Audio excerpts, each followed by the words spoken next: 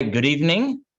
I wanted to dedicate today's talk, which is about the topic of Jews in Greece, the history of Greek Jews, in memory of someone maybe some of you knew, Len Newhouse.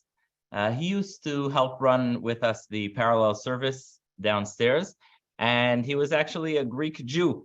His last name was, before Newhouse, or I'm not sure, maybe it was his mother's last name, it was Yochanan. And he came from one of the older Greek Jewish families from Saloniki. He used to go, for those who don't know, there's downtown actually a Greek synagogue in the Lower East Side, one of the older synagogues in New York called Kehila Kedosha Yanina. And he used to be Chazan and help run the parallel services. Alan, I'm sure you remember him. Yeah, so a very, very special man. And so really we love him and we miss him. And it should be in his memory, whatever we share about Greek Jews. Also, another very important announcement. Today is Rosh Chodesh Adar, the first of Adar, which means that in exactly 2 weeks is going to be Purim. So on Tuesday night of Purim, there will be no class, but also starting next week, we're going to start, next week's class is going to be about Purim, fascinating topic, the archaeology of Purim, archaeological findings related to Purim. Then the week after will be no class because it's going to be the day of Purim. And then the weeks after that, I think it's 3 weeks after that, also a fascinating series on Passover. Getting ready for Passover, also different historical findings, and hopefully should be very, very interesting, a good way to march into the holiday of Passover. There's a famous statement of a Jewish mother who was preparing for Passover, and she, in her frustration of trying to get everything ready, she said, "Why did God have to throw the Passover Seder right in the middle of all the Passover cleaning?" So there's a lot to do to prepare for Passover, so we'll get a head start on it, Bezrat Hashem. A few weeks ago, not even maybe 1 week ago, I stood here in the room with a very, very famous Greek Jew named Dr. Albert Bourla, the head of Pfizer. And it's interesting because he spoke here on Shabbat of the Holocaust Remembrance about his family story, and his story is very much the story of Greek Jews. It's a story of a community that always knew who it was.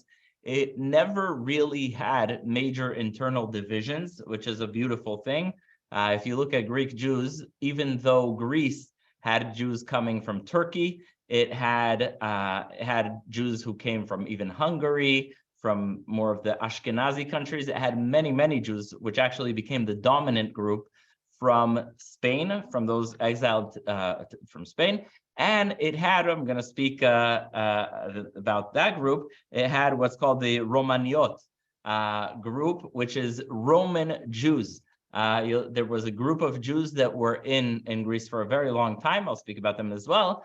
And everyone got along in harmony. There were no real major divisions, the Reform, Orthodox, Conservative, right-wing, left-wing. Pretty much everyone lived together and got along. It was a very beautiful community. And on the eve of the Holocaust, there were more than 80,000 Jews in Greece, and most of whom lived in Saloniki.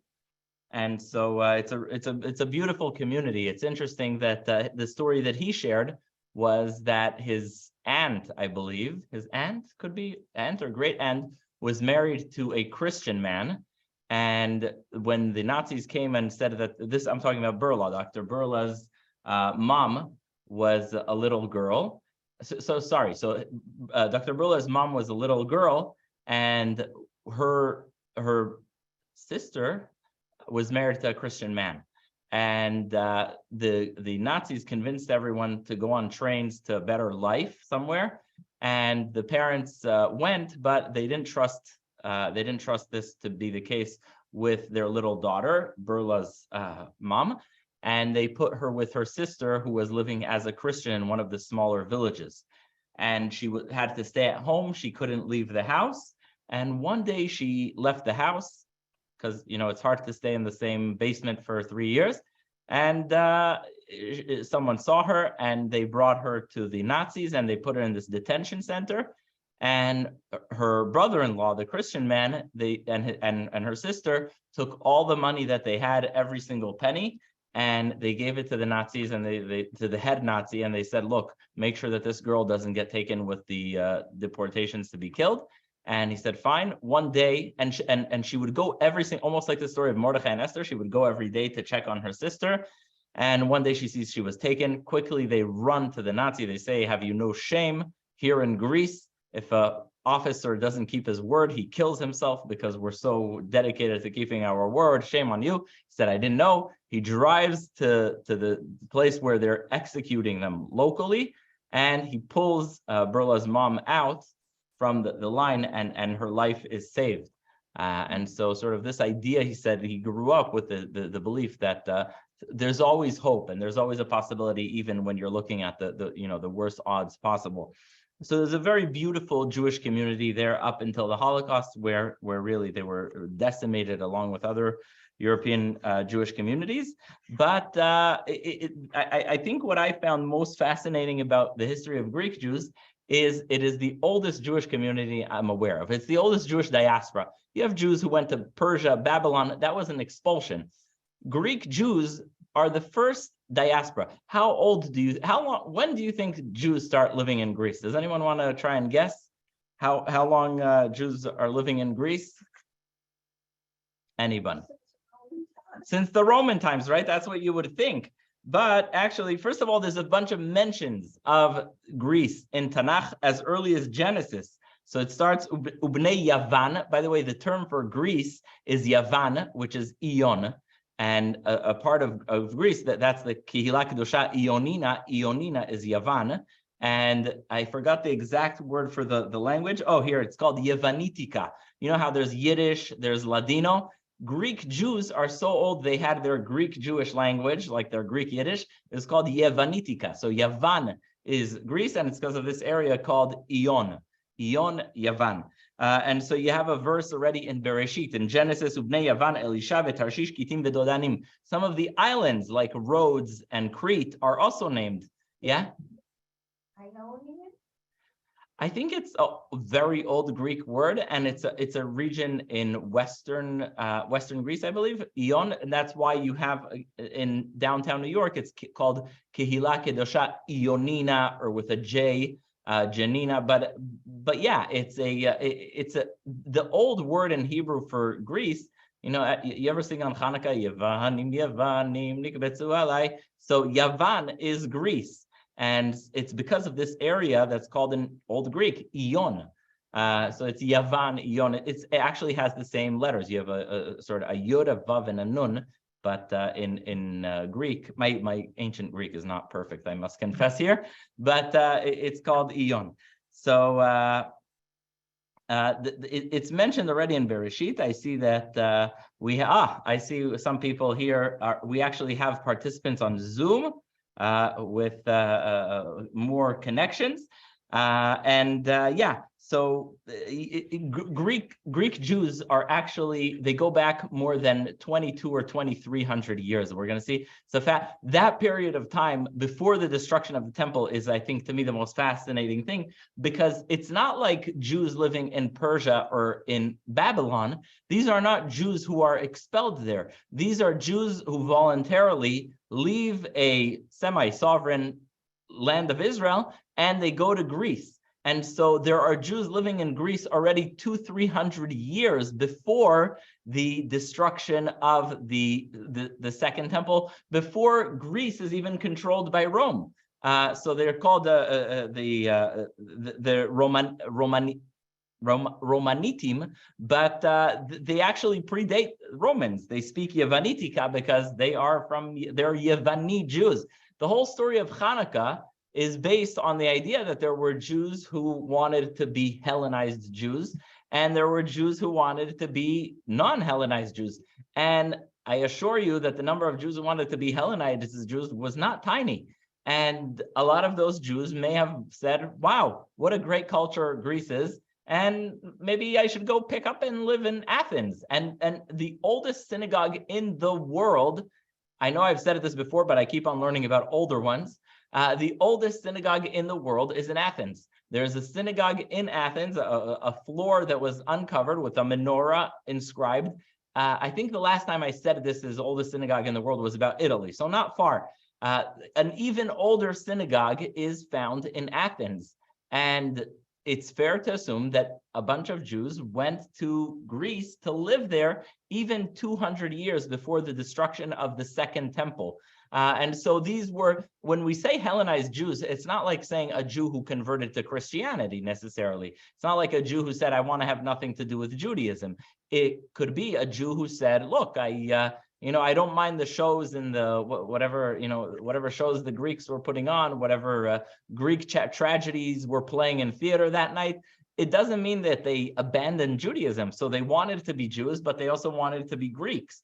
And so it's not fair to assume, it's a fact that several of them, enough to build a synagogue, lived in Athens already 200 years before the destruction of the temple. It's even fair to assume that when the story of Hanukkah was happening in the land of Israel, these guys were living happily ever after in Athens. And they had to get the memo a bunch of years later that there's this holiday about our victory over the Greeks. But there were Hellenized Jews living in. There were plenty of Jews living in Greece at hundreds of years before the destruction of the temple. So just a few quotes from the Bible. In fact, not only the Bible, the Chumash, meaning the first part of the Bible, which is as old as it gets. When I say Greece, by the way, I don't only mean mainland Greece. It's also Rhodes and Crete. There are communities of Jews dating back, again, before 2,000 years, living in these islands. So Jews are living in this area for very long.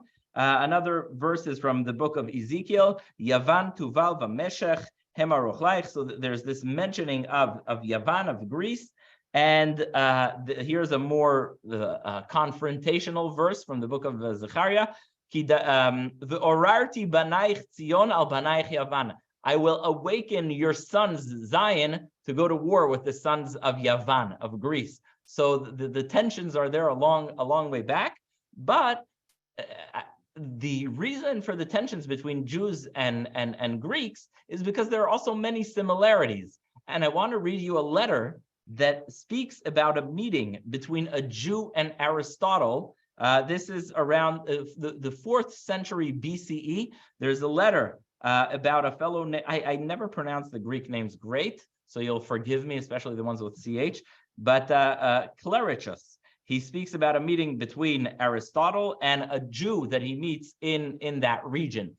By the way, it doesn't have to be just Greece that has a lot of Jews in back in the day. It's also Asia Minor, which is Turkey today. So here's this description of the meeting between Aristotle and a Jew. Well, said Aristotle, the man was a Jew of Koel, Syria.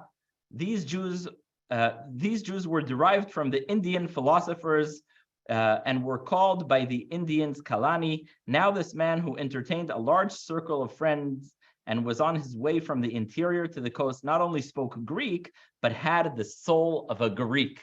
And I think a lot of the tensions between Jews and Greeks came from some similarities. The old philosophers used to say that the Jews are a nation of philosophers. And so there were similarities. There's this entire nation, I mean the Jews, that are dedicated to intellectual pursuits. That wasn't common in the ancient world. And so there were these similarities. Of course, we didn't like the Greek version of what a perfect human being is. We didn't believe in, the same value that they gave to athletics and a bunch of other topics, and obviously the topic of faith, where they believed in multiple gods. But you have the similarities.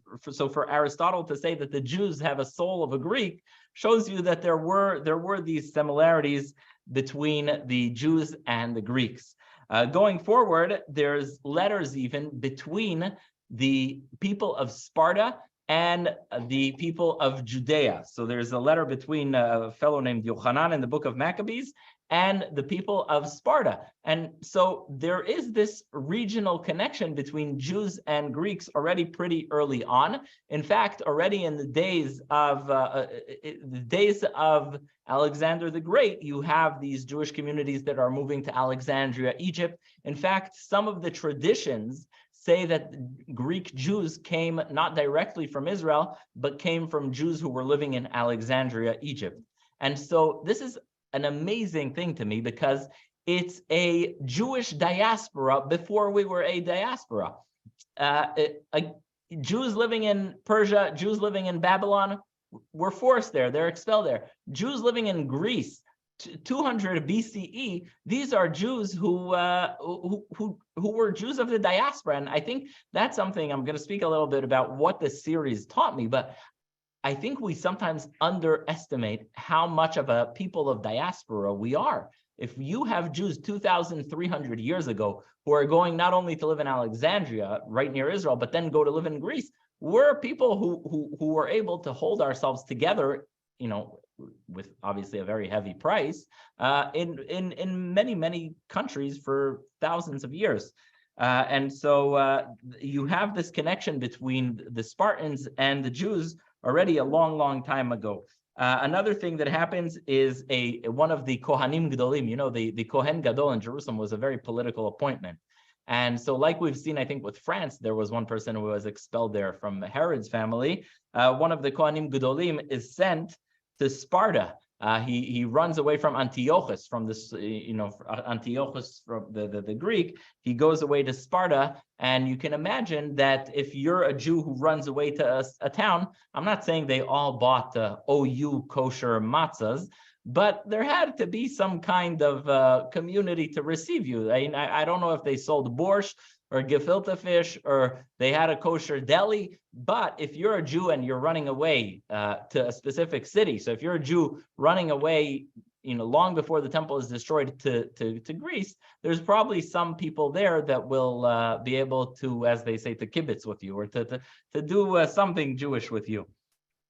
As the years go on, Jews obviously get a major influx under tragic circumstances. Eventually, when the temple is destroyed, many thousands of Jews are sent all around the Mediterranean, and many Jewish slaves end up in Greece, and you have more and more Jewish life taking place there. But yeah, there's Jews living there for a very long time, and you have some of these synagogues. I believe that in the case of Italy, the synagogue that we spoke about was not facing Jerusalem. A lot of the rituals that are associated today with synagogue came later after the destruction of the temple, but Jews did congregate in houses of worship, and most commonly these houses of worship have a menorah, so we can tell, and you have at the front a Torah scroll. Actually, I believe in the synagogue in the Golan Heights, there's a Torah scroll in the back of the synagogue. But yeah, there's Jews living there for a very long time. Years go by and the Roman Empire splits. What does it split into? You have the Rome version and you have the Byzantine version.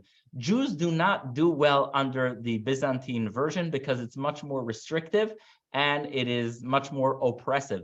And so the Byzantines try and force Jews to convert to Christianity, which reminds me that I forgot a major thing, and that is the mentions of Jews in Christian sources. I'm not an expert on Christian sources, but one of the places that the early preachers of Christianity go, and it's mentioned in the New Testament or the various different Christian scriptures, is that they go to convert the Jews of Greece. It's kind of a crazy concept. When you want to know where Jews lived 2,000 years ago, you go and see where they were preaching to convert them. Because originally the idea of the early Christians was to convert mainly Jews, but then later they decided to go public or to go global. But basically, wherever these preachers, the students of Jesus would go, they would go to Jewish communities. And so they write in the New Testament about going to Greece.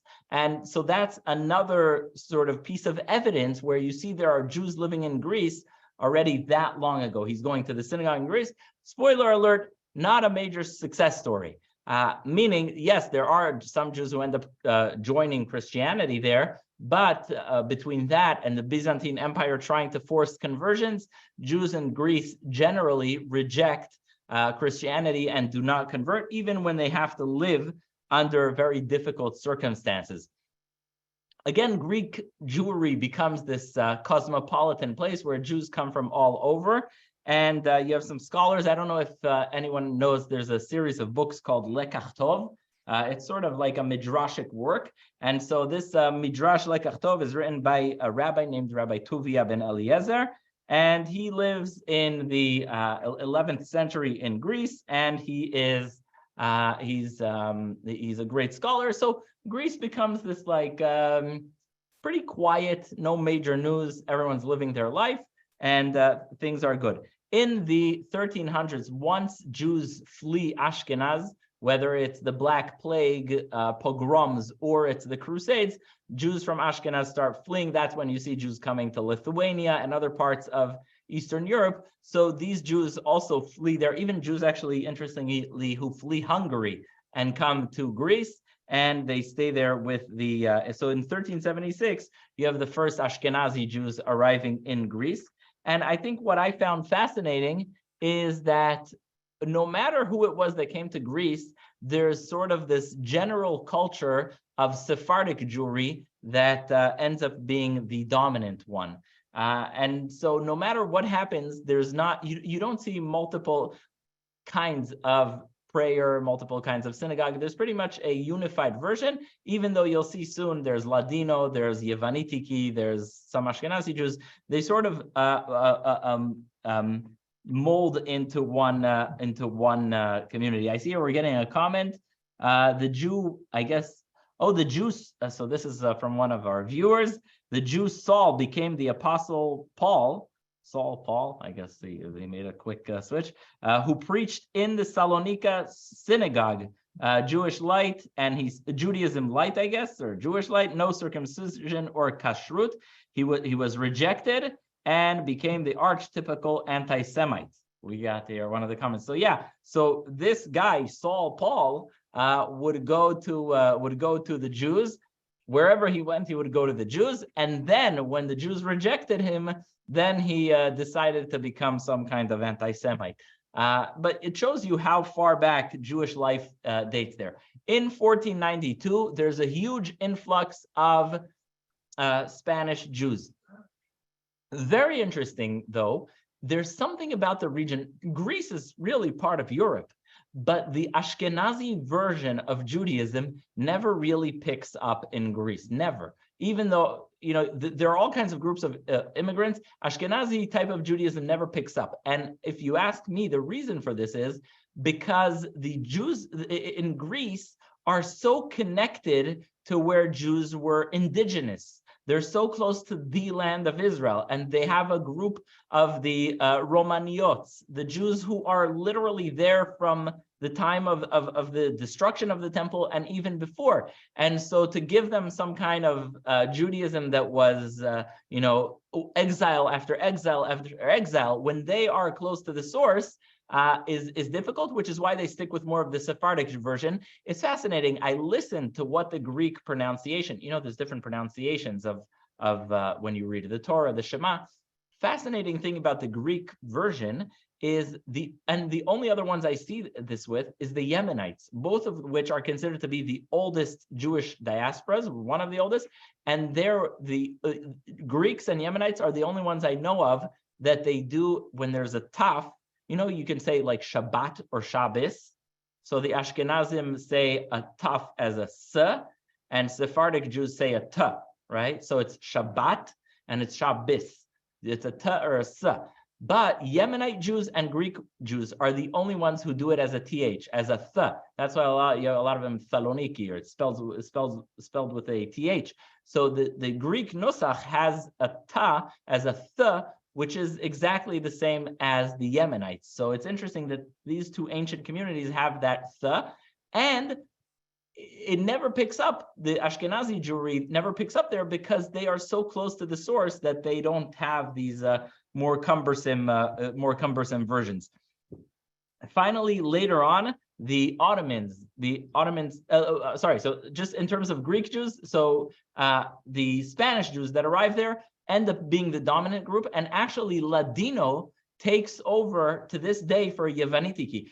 It's a sad thing, but Yevanitiki, which is the Yiddish of Greek in Greece, is a language that's almost extinct. I think in the 1980s, there were about 30, 40 people who know it. It's considered an endangered language. Very few people know it. It's what our ancestors spoke 2,000 years ago when they were in Greece. It was the Jewish Greek. And so, but that got replaced by Ladino and the Sephardic community coming from Spain. That became sort of the big deal. The Ottomans take over and they love the Jews. They invite Jews from Spain. Fun fact, the Jews of Greece then become what's the biggest job if you're a Jew there? What do you think? I mean, there's Jews, different capacities, different professions in Yemen. The Jews are the best tailors. The Jews are the tailors for the nobility. So it's interesting. So every Jewish diaspora has its thing. And so the Jews who moved to the Ottoman Empire, especially who are in Greece, they're the tailors of the nobility. And maybe that's why there are so many, there's a few Jewish designers. You have Ralph Lauren and Joseph Abboud, and I don't know if they come from Greece, but that was considered to be the very Jewish profession, to be a tailor. And so Jews become successful, they settle down, they have a good time under the Ottoman Empire. And that means that when the Greeks try and fight against the Ottomans for independence, the Jews actually usually side with the Ottomans because they have been pretty good to us. As the years go by, in the late 1800s, you have 11,000 Jews living in Rhodes. And these Jewish communities are flourishing not only in Greece, but also Rhodes, Crete, and other islands in the area. As the years go by, Greece becomes sort of a nation state in the early 1900s, when you have a lot of independent European countries seeking independence and sort of a national unity. And there's a huge pressure on the Jewish schools because the Greeks want to close them down, and they ask them to start teaching everything in Greek. So it's a big debate. Eventually, they come to some kind of settlement where the Jewish subjects are taught by Jews, and then all the other subjects are taught in strict Greek. And it's sort of a re-Hellenization, a replay of Hanukkah, just without the glorious end. Later, a fellow in 1936 takes over like an ultra-nationalist in Greek. His name is Metaxas, and he wipes out basically Jewish education, which unfortunately was not a big difference in the sense that then comes the Holocaust. The Germans take over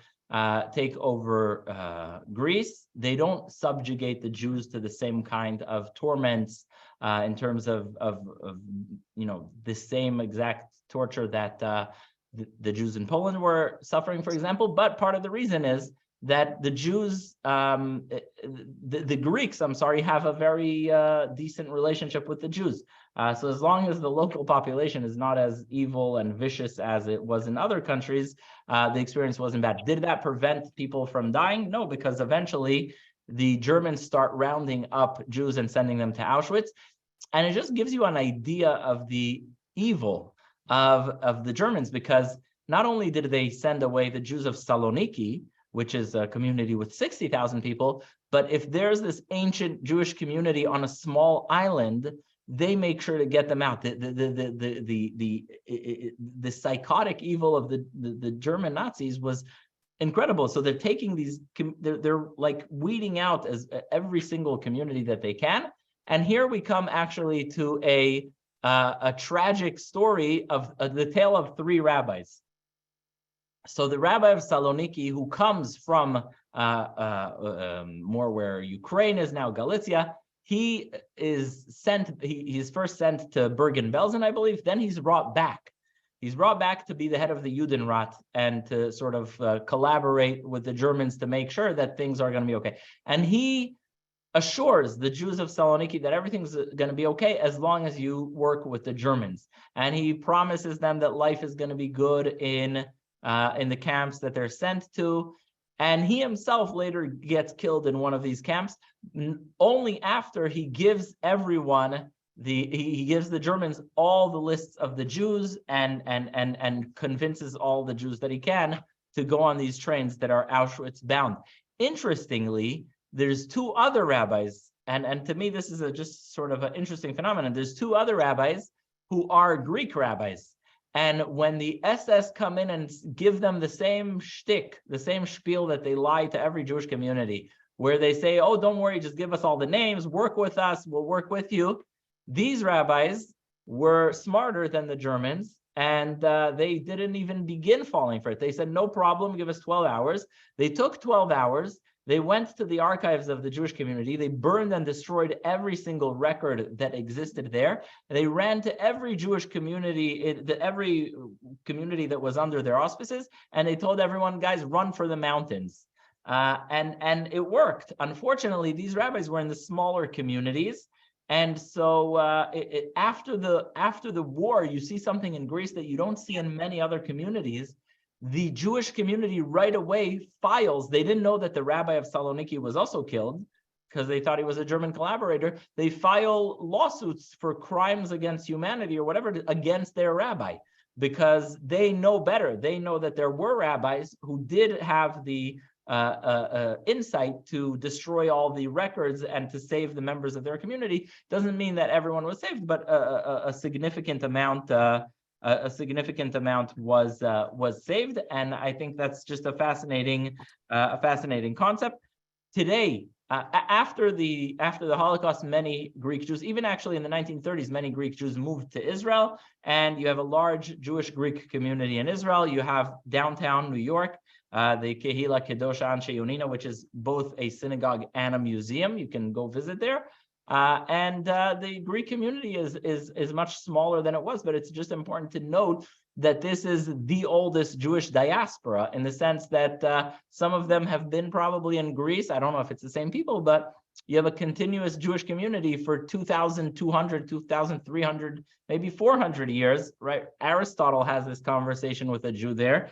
And so it's just not a huge community, but it carries with it a very, very, very heavy weight. As we come to the conclusion, because Passover and Purim are coming, and Bezrat Hashem will have great topics for that as well. I'll be speaking about Passover and Purim. As we conclude this series on Jewish geography, first of all, before anything, I wanted to thank you guys here and the people who are watching on Zoom, because it would not be possible without you. So I thank you really for this journey through Jewish history. And Bezrat Hashem, hopefully after Purim, I'll have books with the topic of Jews of the Nobel, hopefully all written up and ready to give everyone here and whoever wants. So that's one thing. The other thing is I just wanted to summarize what we see just in general from the concept of from the various diasporas that we've seen. So number one is that life in the diaspora for Jews is much older than we thought. I think something that we see Jewish diaspora as, okay, we lived in Jerusalem, then we lived in Babylon, we came back, then Jews were, and we sort of by the year 500-600, we think that Jews were living already in a diaspora life. No, there were Jews living diaspora life probably 300 BCE. There were Jews who, Jewish life was the only form of religious national life that was able to exist as a minority so much longer before we even lost our sovereignty on the land of Israel. So that's number one, is don't underestimate Jewish life in diaspora. Obviously, our national strength, our source of spiritual strength, and the heart and soul of the Jewish people are the land of Israel. But it's important also to recognize there were Jews living in diaspora life for very, very long.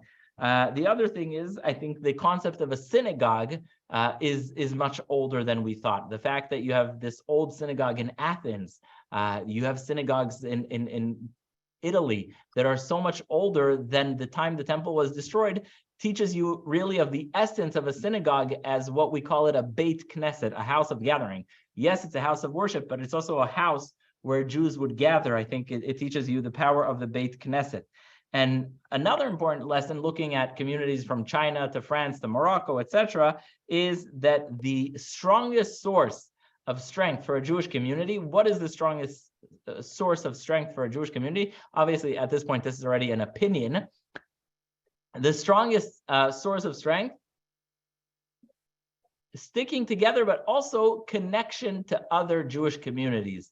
The ability to remain connected to other Jewish communities is at the foundation of the strength of the community. You look at the Chinese Jewish community, where for centuries they did stick together, but they didn't have a connection to the outside world. That was a community that didn't pick up the way other Jewish communities have. And so the ability to stay connected with Jews, even if they're not in the country that we're living in, even Jews who are in different countries, to have an exchange of ideas, of culture, of learning, etc. Food is vital to have. You have to have this kind of exchange. The other lesson I believe is learned is that the number one strength of a community after being connected, or it's part of it, is having a very, very strong spiritual life. Whether it's the study of Torah like you had in Lithuania, whether it's the Hasidic movement of warmth and love and passion for Judaism, and whatever it may be, having a very, very strong electric relationship with our religion, with our faith, that is always renewing itself in terms of carrying people on, is also essential. You cannot remain parv or neutral about your Judaism and have a 600-year success. You have to be like the Jews of Spain, the Jews of Morocco, the Jews of Lithuania, Jews that really were invigorated constantly by new experiences of engagement in Torah, tradition, a passion for Judaism. I think that's a very, very important lesson. And finally, I hope I don't get flack for this, but it has a good side to it. And that is that having low-grade anti-Semitism, I'm not talking, is not the end of Jewish life. Having no anti-Semitism is not necessarily the secret to successful Jewish life. It's important to know now, because sometimes people say, oh my gosh, there's a bunch of anti-Semites, it's the end. It's not the end. As they say, we've gone through Pharaoh, we've gone through Haman, we'll pass through these too. Again, obviously, you have levels of anti-Semitism, like the Spanish Inquisition, like the Nazis, which are not things you can get through. But nonetheless, having some kind of anti-Semitism doesn't mean we should say, oh no, it's over, it's all over. Usually we end up having the last laugh, as they say. They tried to kill us, God saved us, now let's sit and eat. So usually it ends up being usually we don't have to have that kind of worry. So Bezrat Hashem, we should be blessed with many, many, many more years of just happiness and health for all Jews in all communities. Really, if anyone has a question about Jewish life in Greece, thank you. I see some of the comments here. I have a question. Can I ask a question? Sure. Hi, I'm sorry, I'm on remote. You said that the Greek Jews kept the Sephardic rituals, but the original Jews were from Israel or Alexandria, so that wasn't really Sephardic, wasn't it? Like Mizrahi or 100%. So you have the Romanioti Jews. Romaniot is the people who are speaking in Yevaniki, I believe is the word for it, and they are not the same as Sephardic. They exist long, long before Jews arrived from Spain. They are called Romaniot Jews, and actually some of them remained distinct. There are several family of Romaniot Jews that lasted definitely into the 1900s. That is not the same as Sephardic.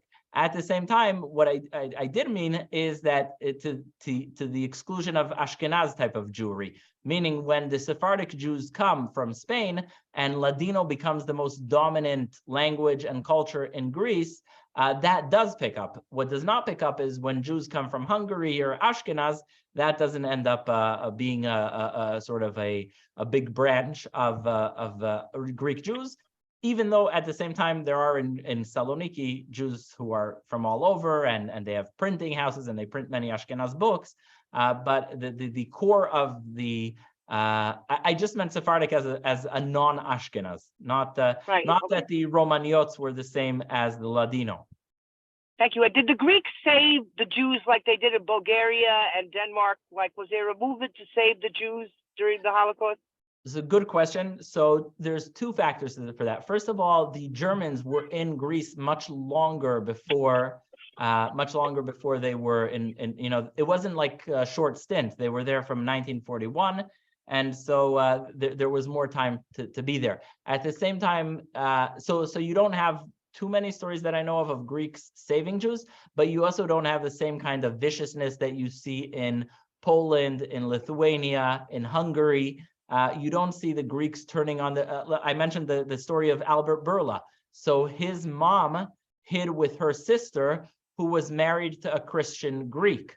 And so you don't see the same kind of racial combing through, Right. who's half Jewish, whose grandparent is Jewish. That doesn't happen in Greece. Of course, the Jews who are living in Saloniki, who are living in Rhodes, who are living around the synagogue, who are easily identified as Jews, are picked up. In fact, many of the Jews, like I mentioned in Saloniki, ended up being turned into the Nazis because of the Judenrat mistakenly turning in the lists of all the Jews. But you definitely do not see yet, Rabbi, 87% of the Jews of Greece perished, which was the largest percentage of casualty. On the other hand, 95% of the Danish Jews survived. 100% of the Albanian Jews, a Muslim country, survived because those instances, the Jews were seen as part and parcel of the nation.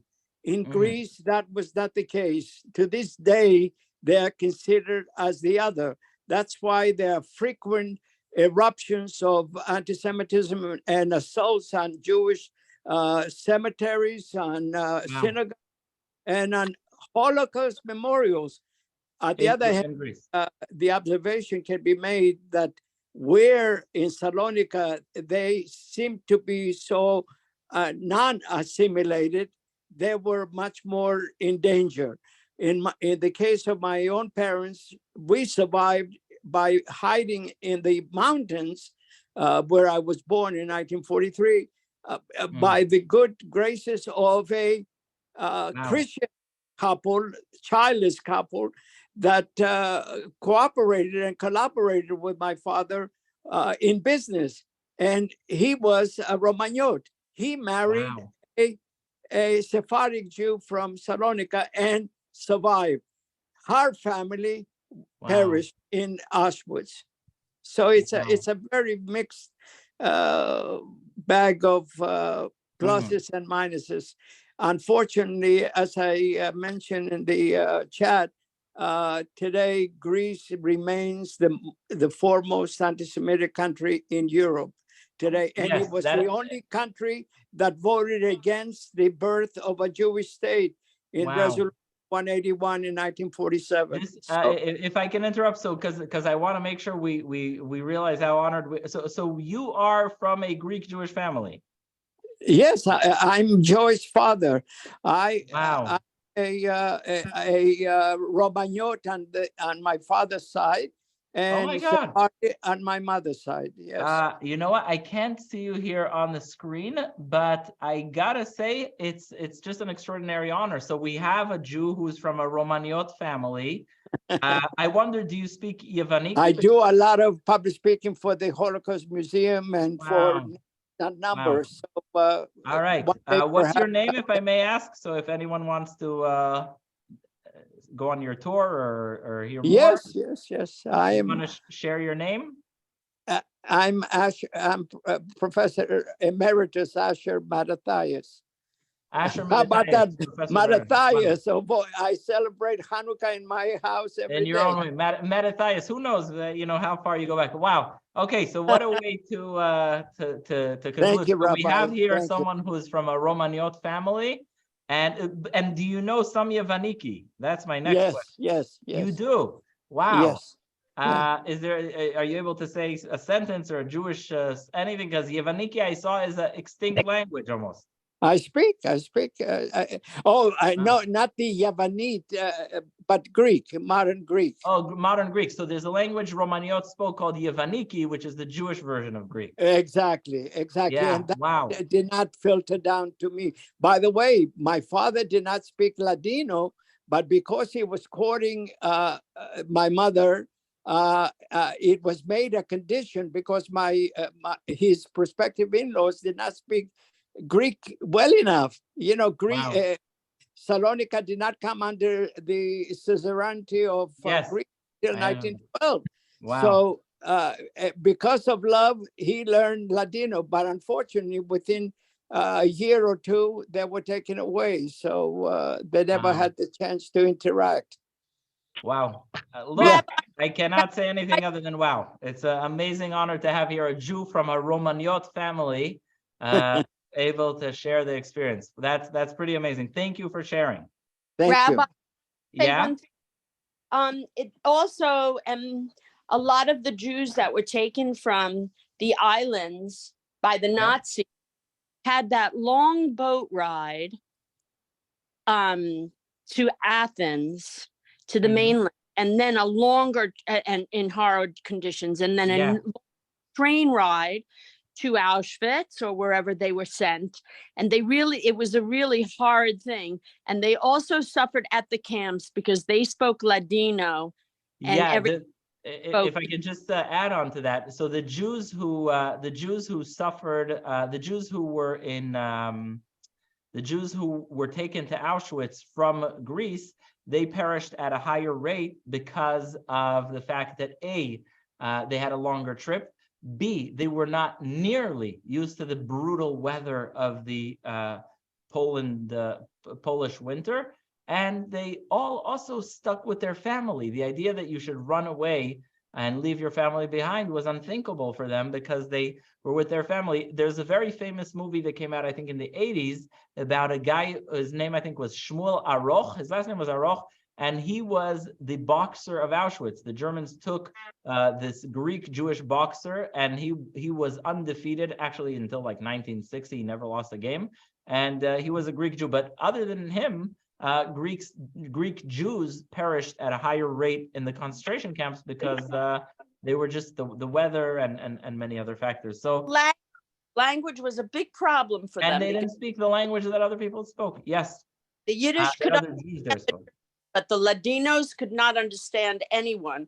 Yeah, it's a tragedy. It's a tragedy. And like I said, the fact that the Germans went to all these little islands and dragged out 200 Jews there, 200 is just a testimony to how brutal they were. But at the same time, it's also important that we recognize the extraordinary heritage of Greek Jews, where you have these Jews that literally have the oldest synagogue in the world, where they are, and they carry a tradition. Rabbi, only 1,200 Jews return to reclaim their shattered lives. And the reaction of the squatters to their property in Salonika was, why are you back? Why? Yeah, and by the way, let me echo what you just said before. According to the ADL, in terms of opinions of anti-Semitism, Greece does rank as most anti-Semitic in Europe. Which is not the, the competition there is stiff. So yeah, in terms of opinions, the Greeks definitely held or continue to hold very anti-Semitic opinions. All right, I see another mention, Prince Alice of Greece. The Queen of England's mother-in-law saved the Jewish family in Athens. That's also true, and she's recognized in Yad Vashem. So the mother-in-law of Elizabeth, Queen Elizabeth, did actually save Jews in Greece, and there were a few other Chasidei Umot Olam who are recognized in Yad Vashem. All right, we have to close here, but really thank you to everyone. And Bezrat Hashem, next week, the topic is the archaeology of Purim. We'll be speaking about the archaeology of Megillat Esther, so also a lot of history of Jews in Persia. I'd like to thank everyone that was here, and especially Professor Merethias, who comes from the Romaniot family and has probably a lot more to share. Thank you so much, everyone. Laila Tov, thank you.